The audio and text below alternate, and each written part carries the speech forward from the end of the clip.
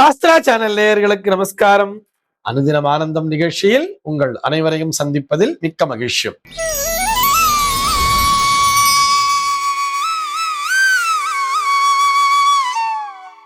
இன்று 8/1/2026 இந்த நாள் குறித்து பஞ்சாங்கம் என்ன சொல்றதுன்னு பார்க்கலாம் வாங்கோ. இன்றைய தினம் விஸ்வாவசுவருடம் மார்கழி மாதம் 24ஆம் தேதி வியாழக்கிழமை. திதி பார்த்தோம்னா தேய்பிரை ஷஷ்டி நாள் முழுவதுமே வியாபிச்சுட்டு இருக்கு. நட்சத்திரம் பார்த்தோம்னா இன்றைக்கு பூரம் நட்சத்திரம் மதியம் 12:22 வரைக்கும் இருக்கு. அதனை தொடர்ந்து உத்திரம் நட்சத்திரம் என்பதும் வந்து விடுகிறது. மதியம் 12:22 வரை, அதாவது பூரம் நட்சத்திரம் இருக்கின்ற வரை இந்த நாளானது ஒரு சித்த யோகம் கூடிய நாளாக இருக்கிறது. அதனை தொடர்ந்து மரண யோகம் என்பதும் வந்து விடுகிறது. இது போக பஞ்சாங்கத்திலே வரக்கூடிய யோகம் அப்படின்னு சொல்லி பார்த்தோம்னா இன்றைக்கு சௌபாகியம் அப்படிங்கிற ஒரு நாம யோகத்தை கொடுத்திருக்கா. கரணம் பார்த்தோம்னா கரஜை அப்படிங்கிற ஒரு கரணத்தை கொடுத்திருக்கா. இந்த நாளானது ஒரு கீழ்நோக்கு நாளாக அமைந்திருக்கிறது. சென்னையை பொறுத்தவரை இன்றைய தினத்தினுடைய சூரிய உதயம் என்பது காலை 6:37 சூரிய அஸ்தமனம் என்பது மாலை 5:53 சந்திர அஸ்தமனம் என்பது பகல் 10:24 சந்திர உதயம் என்பது இரவு 10:41 சம்பவிக்கிறது. பிரம்ம முகூர்த்தம் பார்த்தோம்னா நாளைய தினம் அதிகாலை 4:55 முதல் காலை 6:37 வரையில் நீடித்திருக்கிறது.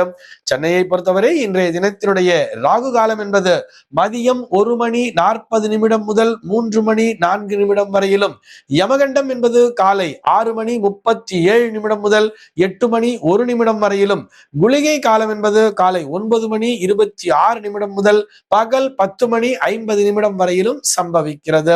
தினாந்தம் பார்த்தோம்னா இன்றைய தினம் இரவு 1:51 கொடுத்திருக்கா. சூலம் பார்த்தோம்னா இன்றைக்கு தெற்கே சூலம் மதியம் 2:08 வரையில் அந்த சூல தோஷம் என்பது உண்டு. அதற்குரிய பரிகாரமாக நல்லெண்ணெய் தானம் விடுத்துவிட்டு தெற்கு திசையை நோக்கி பயணிக்கலாம் அப்படிங்கிறதையும் சொல்லி இருக்கா.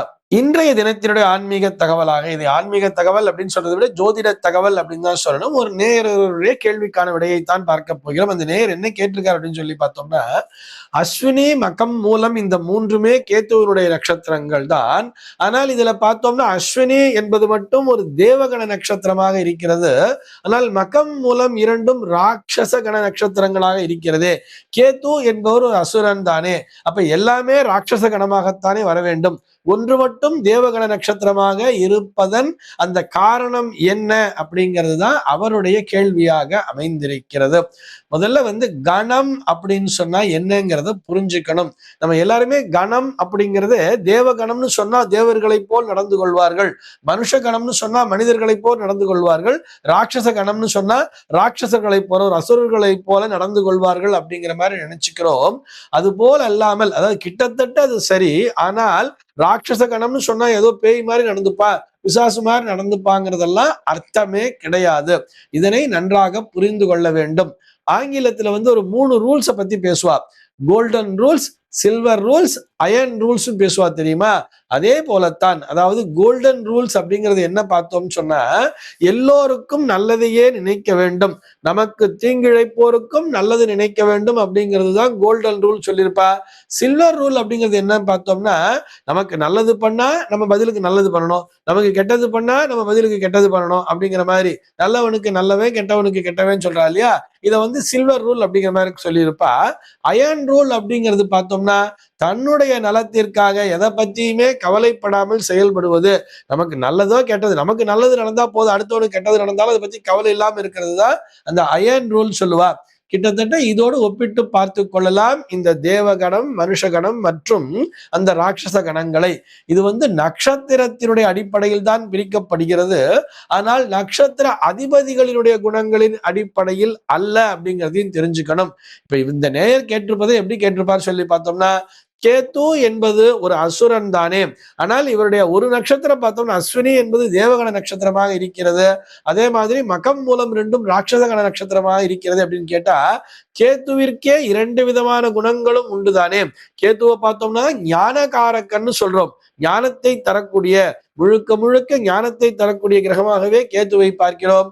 ஆனால் அதே நேரத்தில் கடுமையான குழப்பத்தினை தரக்கூடிய கிரகமும் இதே கேதுதான். அதனுடைய வலிமை எப்படி இருக்கிறதுங்கிறத பார்த்துக்கணும்.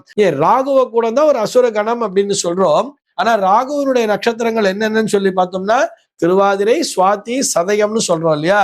இதுல திருவாதிரை பார்த்தோம்னா மனுஷகண நட்சத்திரமா இருக்கும். சுவாதிங்கிறத பார்த்தா தேவகண நட்சத்திரமா இருக்கும். சதயம் பார்த்தோம்னா ராட்சச கண நட்சத்திரமா இருக்கும். இந்த 3 குணங்களையுமே கொண்டதுதான் இந்த ராகுவினுடைய நட்சத்திரங்கள். ஆக இந்த 3 கணங்களுமே தேவகணம், மனுஷகணம், ராட்சசகணம், இந்த 3மே ராகுவனுடைய நட்சத்திரமாகிய அந்த திருவாதிரை, சுவாதி, சதயத்திற்கு வந்துடுறது அல்லவா? ஆக நம்ம முதல்ல இது எதனுடைய அடிப்படையில், இந்த நட்சத்திரங்களுடைய அடிப்படையில் பிரித்திருக்கிறார்கள் சொல்லிட்டோம். தேவகணம் என்னென்ன நட்சத்திரம் சொல்லி பார்த்தோம்னா அஸ்வினி, மிருகசீரிஷம், புனர்பூசம், பூசம், அஸ்தம், சுவாதி, அனுஷம், திருவோணம் மற்றும் ரேவதி ஆகிய 9 நட்சத்திரங்கள் தேவகண நட்சத்திரங்கள். மனுஷகணம் என்னென்னு சொல்லி பார்த்தோம்னா பரணி, ரோகிணி, திருவாதிரை, பூரம், உத்திரம், பூராடம், உத்ராடம், பூரட்டாதி மற்றும் உத்திரட்டாதி, இந்த 9 மனுஷகண நட்சத்திரங்கள். அதுபோக ராட்சச கண நட்சத்திரங்கள் என்னென்னு சொல்லி பார்த்தோம்னா கிருத்திகை, ஆயில்யம், மகம், சித்திரை, விசாகம், கேட்டை, மூலம், அவிட்டம், சதயம் ஆகிய இந்த 9 பார்த்தோம்னா ராட்சசகண நட்சத்திரங்கள். இதனுடைய குணங்கள் என்னன்னு சொல்லி பார்த்தோம்னா தேவகண நட்சத்திரங்களுடைய குணங்கள் சொல்லி பார்த்தோம்னா மென்மை, மிகவும் அதிர்ந்து பேசாதவர், இரக்க குணமுடையவர், ஒரு கடினமாக உழைக்கக்கூடிய தன்மையெல்லாம் இருக்காது. ரொம்ப கஷ்டப்பட்டுலாம் உழைக்க மாட்டா. அப்படியே ஒரு இந்த ஜாப், ஒயிட் காலர் ஜாப் அப்படின்னு சொல்லுவா தெரியுமா? போய் ஒரு ஆபீஸ்ல உட்கார்ந்து இருக்கணும், வேலை பார்க்கணும், அழுக்கு படிக்கக்கூடாது, சிரமப்படக்கூடாது, ரொம்ப நீட்டா போகணும், நீட்டா வரணும், டைமுக்கு போகணும், டைமுக்கு வரணுங்கிற மாதிரி தான் உண்டு, தன்னுடைய வேலை உண்டு அப்படிங்கிற மாதிரி இருக்கிறவா தான் இந்த தேவகண நட்சத்திரக்காரர்கள். அதே மனுஷகண நட்சத்திரம் அப்படின்னு வச்சுட்டோம்னா மிதமான உழைப்பு, ரொம்பவும் கஷ்டமும் படமாட்டா, அதே நேரத்துல உழைக்கணுங்கிற எண்ணங்கள்லாம் இருக்கும். அதே மாதிரி ஒன்றை கொடுத்து ஒன்றை பெறுவது அப்படின்னு சொல்லுவா தெரியுமா? இதை இழந்தாதான் இன்னொன்னு அடைய முடியும் அப்படிங்கிறதெல்லாம் புரிஞ்சு கொண்டு இப்படியும் இல்லாம அப்படியும் இல்லாம நடந்து கொள்ளக்கூடியவர்கள் தான் மனுஷகண நட்சத்திரக்காரர்கள். இதே பார்த்தோம்னா ஒரு வீரம், கடுமையான உழைப்பு, தான் செய்வதே சரி, தன்னம்பிக்கை, கான்பிடன்ஸ், பிடிவாதம் அப்படிலாம் சொல்ல தெரியுமா? கவலையின்மை, யாரை பத்தியும் கவலைப்படுறதில்ல, நான் பண்றதுதான் கரெக்ட் அப்படிங்கிற ஒரு பிடிவாத குணம் அப்படிங்கிறத நம்ம தன்னம்பிக்கைன்னு கூட வச்சுக்கலாம். இதை கொடுக்கக்கூடியதான் ராட்சச கணம். ஆக ராட்சச கணம்னு சொன்னா ஏதோ ஒரு கெடுதல் அப்படிங்கிற மாதிரி நினைக்க கூடாது. அவனுக்கு என்னப்பா மகம் சிம்ம ராசின்னு சொல்லுவா தெரியுமா? மகம் சிம்ம ராசின்னு சொன்னா தான் சொல்வதுதான் சரி அப்படிங்கிற அந்த தலைமை பொறுப்பிற்கு தகுதியானவர்களாக இருப்பவர்கள் தான் அந்த ராட்சச கணத்தினை சேர்ந்தவர்கள். வீரம் என்பது இருக்கும், உழைப்பு என்பது இருக்கும், கடுமையான உழைப்பு என்பது இருக்கும், எதை பற்றியுமே கவலைப்படாமல் தன் மீது அதிக நம்பிக்கையை கொண்டவர்களாக இருப்பார்கள். இப்படி இந்த தேவகணம், மனுஷகணம், ராட்சச கணம் இவற்றை பிரித்து பார்க்க வேண்டும். அதாவது ராட்சச கணத்துல பிறந்திருந்தா அவங்க எல்லாம் தீயவர்கள், அவங்க கிட்ட கெட்ட குணம் தான் இருக்கும் அப்படிங்கிற மாதிரி நம்ம தவறாக நினைக்கவே கூடாது. இந்த தகவலோடு இன்றைய தினம் உங்களிடமிருந்து நான் விடைபெற்றுக் கொள்கிறேன். மீண்டும் உங்கள் அனைவரையும் நாளைய தினம் ஒரு சுவாரஸ்யமான தகவலோடு சந்திக்கிறேன். அன்பர்கள் அனைவருக்கும் அனுதினமும் ஆனந்தமாய் அமைய பிரார்த்திக்கிறேன்.